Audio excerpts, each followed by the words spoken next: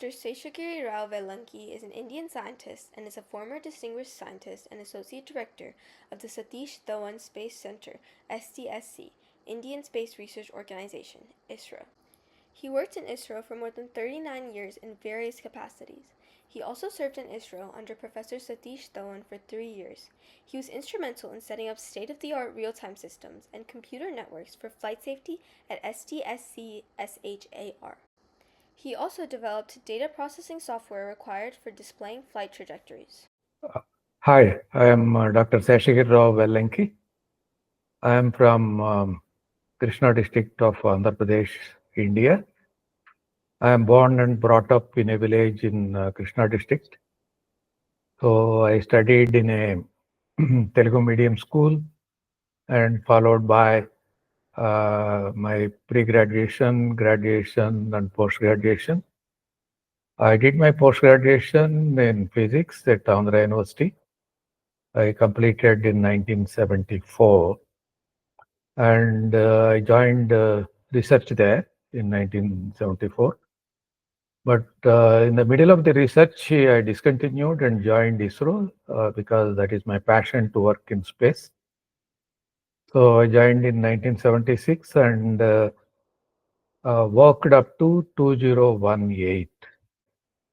So there are two types of launches takes place there. One is for studying the atmosphere, that we call it a sounding the atmosphere. So that is called sounding rocket.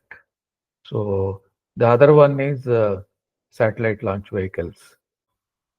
So as far as my contributions are concerned, I am the first computer programmer in 1974 for as far as ISRO is concerned. All the software activities and later on the instrumentation activities, later on the launch activities. Just before retirement, in the last 3 years of my retirement, I took up a project which when I tried to import a multi-object tracking radar, the cost was so enormous actually, which we did it for 1/5 of the cost quoted by many of the countries. Of course, I have many milestones, and right now I am a consultant, freelance consultant.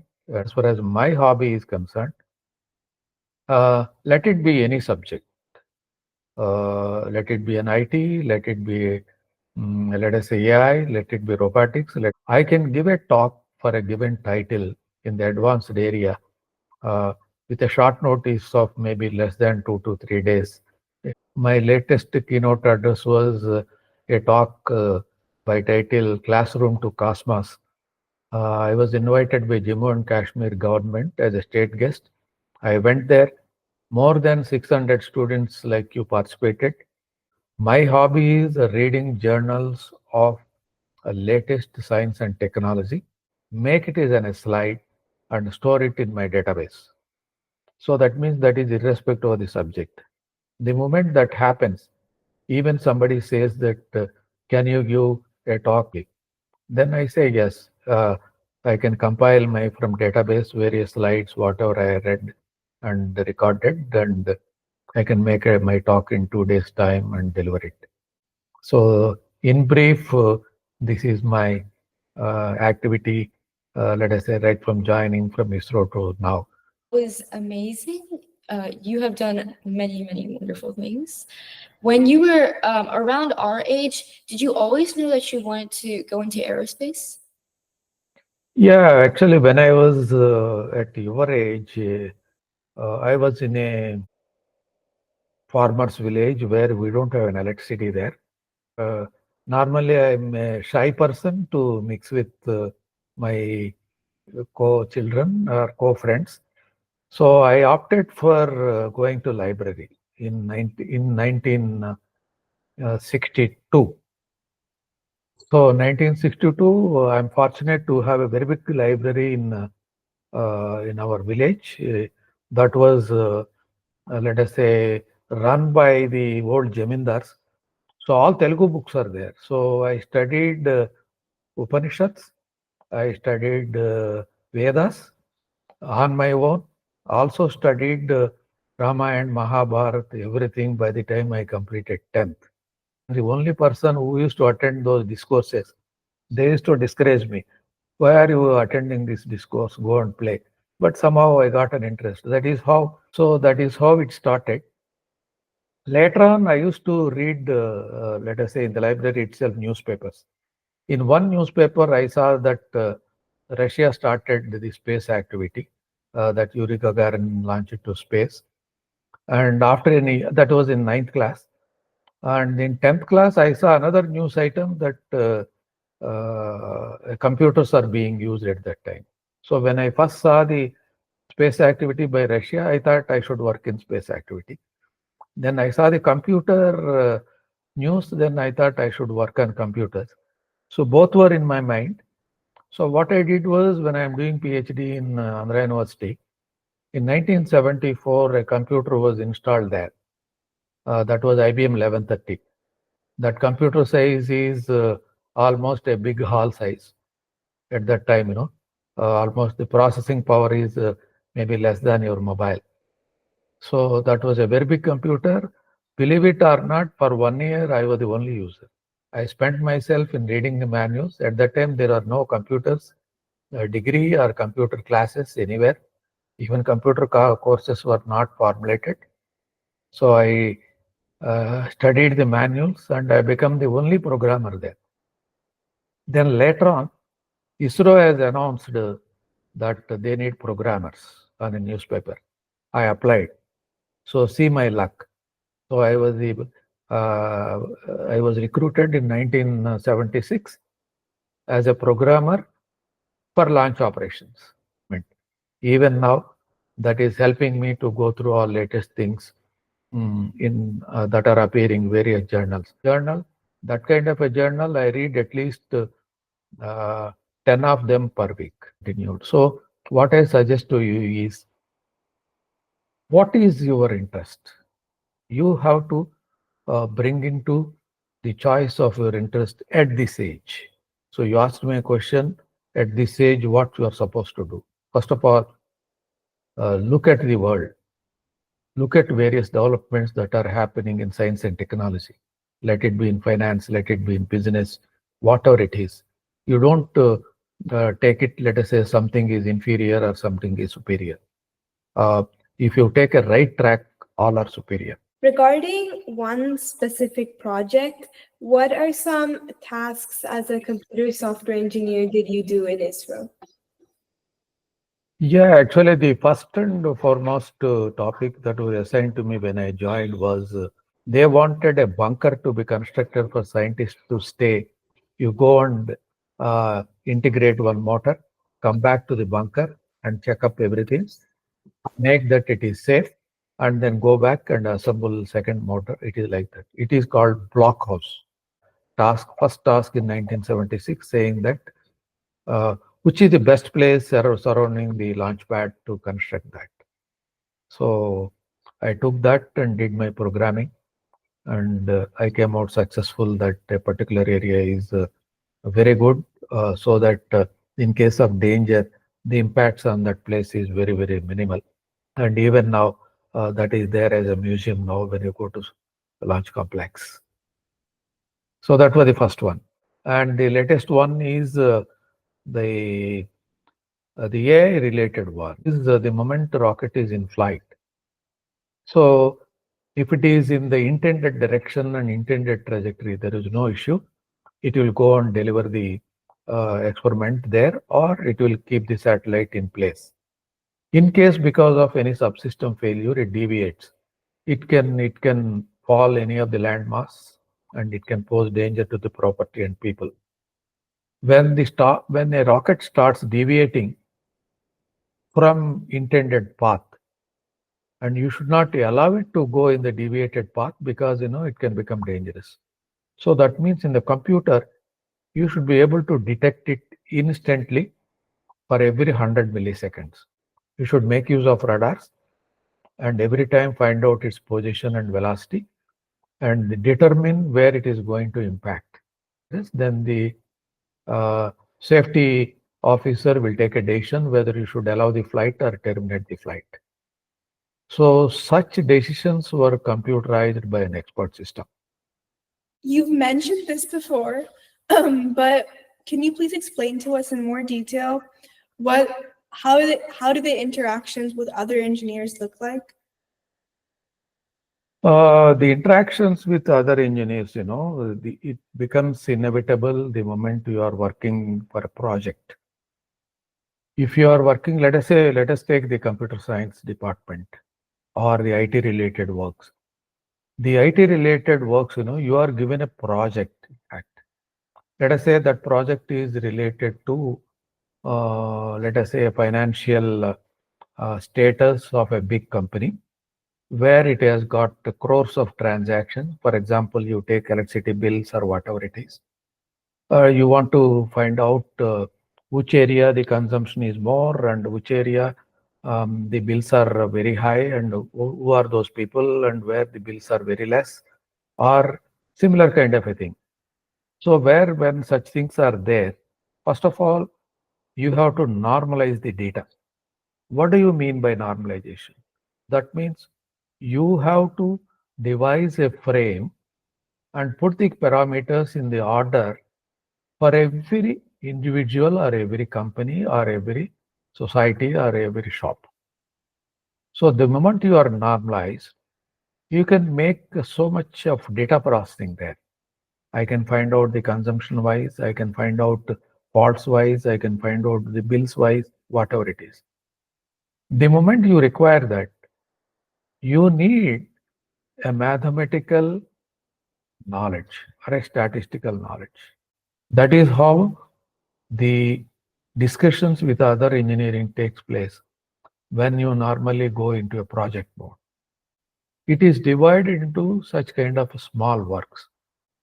When a work is divided into a small portion, and whereas each individual is employed for each small work, then your interaction with, let us say, the other engineers will be much, much less. Whereas the interaction within the team will be much higher. That's a teamwork. That is why when we recruit people for ISRO, some of the people who are working in computer companies, they used to come out and join the scientific institutions. They say the reason is they have become, let us say, monotony in work. Always, whether it is 5 years, 10 years, testing, or documentation. How long you can do that? So when it is like that, so some people will tend to go into some kind of a, let us say, thinking, what should I do? Is it the same work I have to do continuously for years together? So that kind of a thing should not come into your minds. Even though in office you do that work, when you come out, either in the Saturdays or Sundays or weekends or whatever it is better to be in touch with the latest technology to learn and understand as a hobby. That helps you. If you don't like that current job where you are doing a monotonously single work, you can have an opportunity to jump from one place to the other. So you don't get bogged down by looking at yourself. No, I have studied only electrical things. I don't know anything about electronics. No. The moment you say, let us say, you become a very, let us say, active electrical engineer after your post-graduation, that doesn't mean you cannot learn electronics. It is easily understandable. The process of schooling, undergraduation, graduation is making you to understand anything.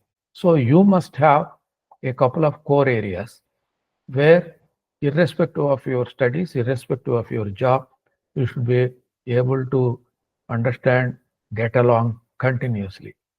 Actually, the moment, it should be like this. Let it be sports, let it be politics, let it be cinemas, let it be art, let it be singing, let it be science and technology. If I don't know in a given day, at least one new thing I should know.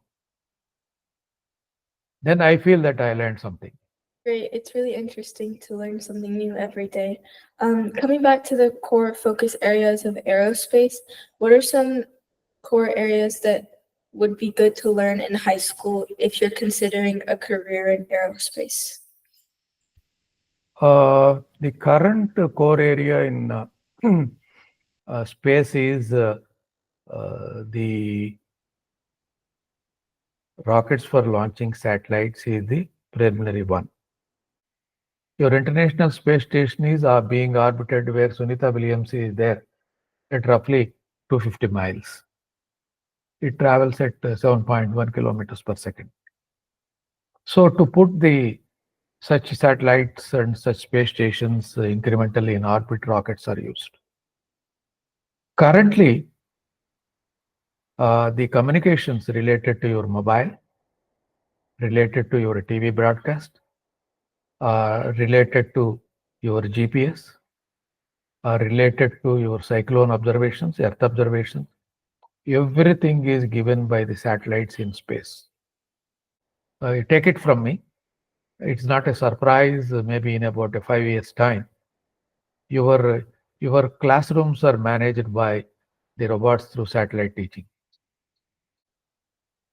So for starting from that, anything, there are a number of things. It can be atmosphere science, it can be forest observation, oceans observation, mineral observations, whatnot.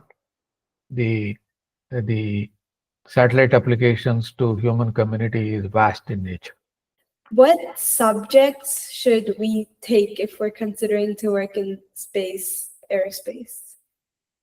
That's what, actually for working in aerospace, there is no C subject. But you want to work on aerospace frames, designing aircrafts, designing rockets, you need an aerospace subject. Okay? Aeronautics or avionics or whatever it is. But the associated things required for an aircraft or a rocket, there is an electrical wiring, there are batteries, there are computers on board, and there are mechanical things on board, there are deployable things, there are solar panels, many things are there. So all subjects are good for space, even doctors.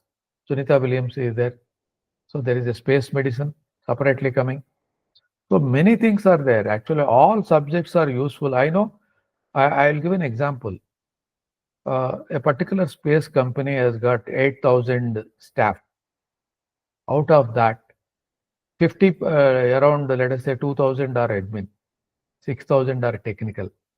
Out of 6,000, let us say 2 to 3,000 are the operational people, machinery operations and everything.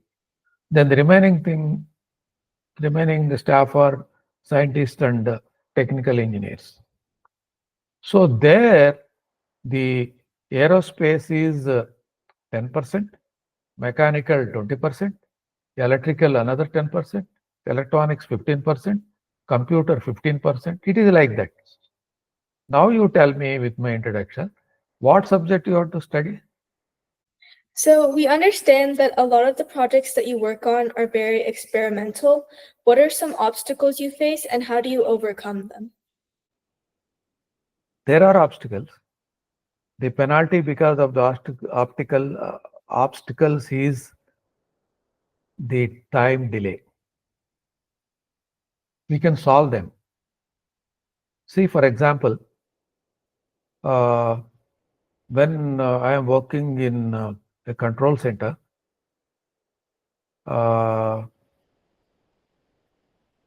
after 1 hour of, let us say, real-time systems, various displays working, it used to all systems, there are, let us say, 60 systems, all 60 systems simultaneously comes to a halt. It's a big obstacle. If, let us say, if a launch activity is for 24 hours, countdown and launch, after an hour of work, with one system fails, two systems fail, doesn't matter. But all the systems crashing at once is something, let us say, which you cannot proceed at all. So that has to be, let us say, captured. What is triggering the crash? Probably when you come to, let us say, your undergraduation level, you will understand. There is one error which is making all systems to crash. It took me for about 8 hours to find out. It is called memory leak. Do you know that there is memory also can leak? Memory leak is none other than memory is occupied by unwanted data. So it is occupying entire memory was full simultaneously on all the systems. It crashed. So like that, the obstacles are two types. One is when you are working, the operational obstacles. We call them as an operational obstacle. The second one is you are trying for a kind of a device. For example, an atomic clock. And that clock is required. It is not being produced in a given country. And it is being sold by some countries. And when you want to buy that, they are not ready to sell you. No, it is coming under embargo. It can be called as a kind of an item which cannot be exported. Then what you have to do? You must have started with a project saying that you can buy and integrate and let us say deliver that instrument. But since that is not available, what is the penalty? You have to go to the drawing board, go to the fundamentals, work out how to make it, make your own board, make your own electronics, make your own software there, and see that it is as per your, let us say, accuracy working. It may take 2 years. That means what? The project got delayed by 2 years. Those are such great examples. What are some of your most rewarding moments while working at ISRO? My most rewarding moment, I can say, was in 1983. We wanted in signal processing a particular processing algorithm or mathematical method is to be developed. We thought our experience is not much in that area, and we have given an advertisement across the Indian universities and various experts, and people have quoted and people have expressed interest to develop that. It so happened that nothing was workable. I spent 10 months, and finally I have not kept quiet. I kept on reading various books related to that and talking to people and many things. And you may get surprised if I say that I don't want to put that particular thing into your mind, saying that you will also get such a thing, but it will not occur.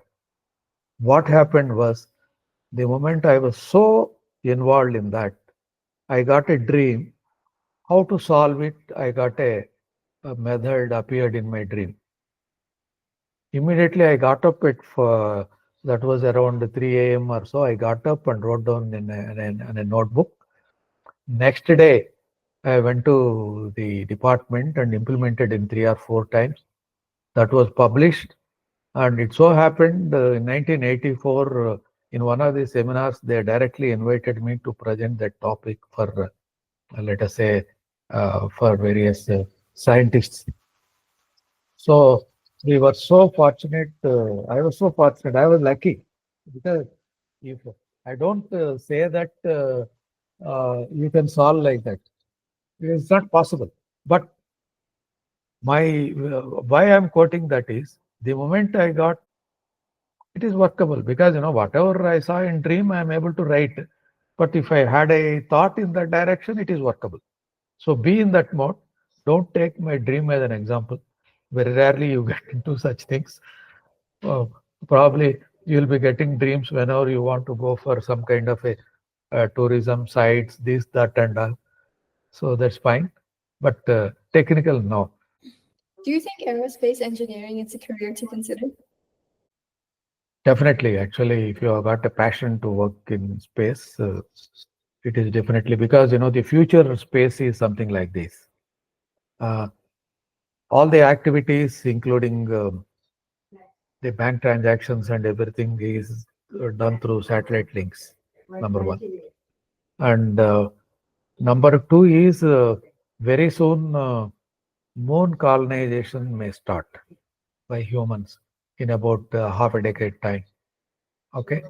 And the second thing, already they have started to a smaller extent, space tourism. So a couple of people went and come back. Why couple? I think 60 persons went till now. And there is a very big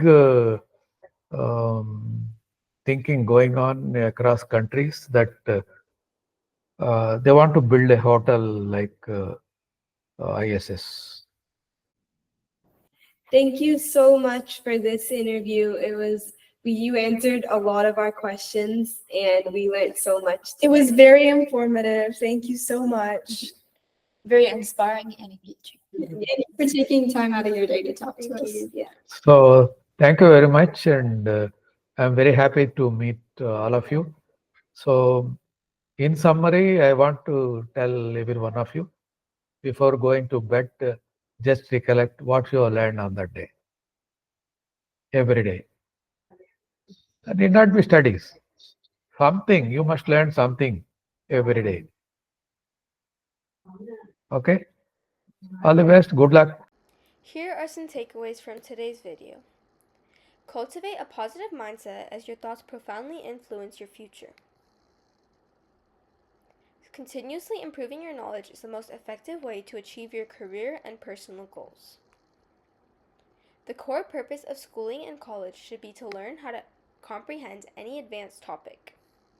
Make it a daily habit to learn one new thing in depth. Actively uncover information known by others but unknown to you.